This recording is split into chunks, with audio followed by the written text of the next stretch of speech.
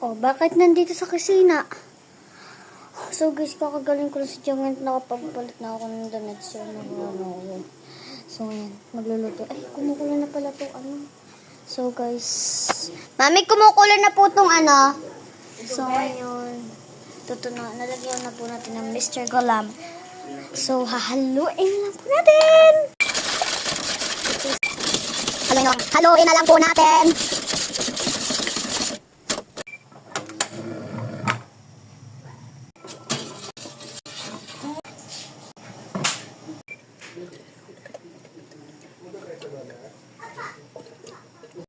So guys, kulang sa ano to?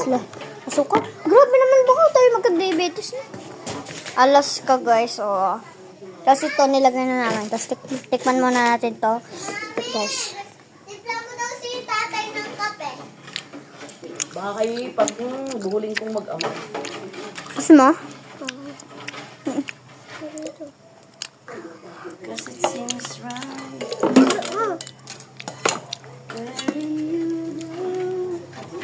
Anong ginagawa niya, mami? Gulaman. Glangat? Alito naman strawberry. Strawberry? Mm. Strawberry ba yan? Strawberry yan. Tikman mo.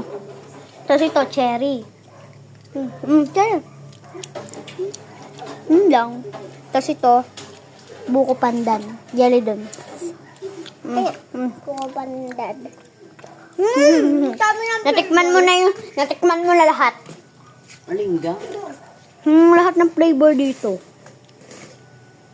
Strawberry. Malunod ba si mama? Strawberry. Strawberry. Anong lalagyan mo nito? Lalagyan.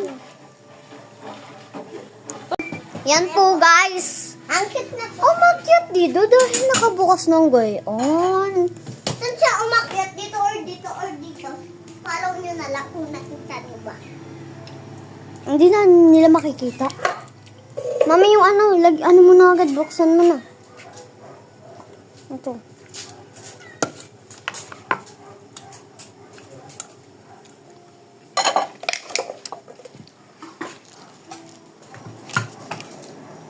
Nasa yung Ulo panghalo? na?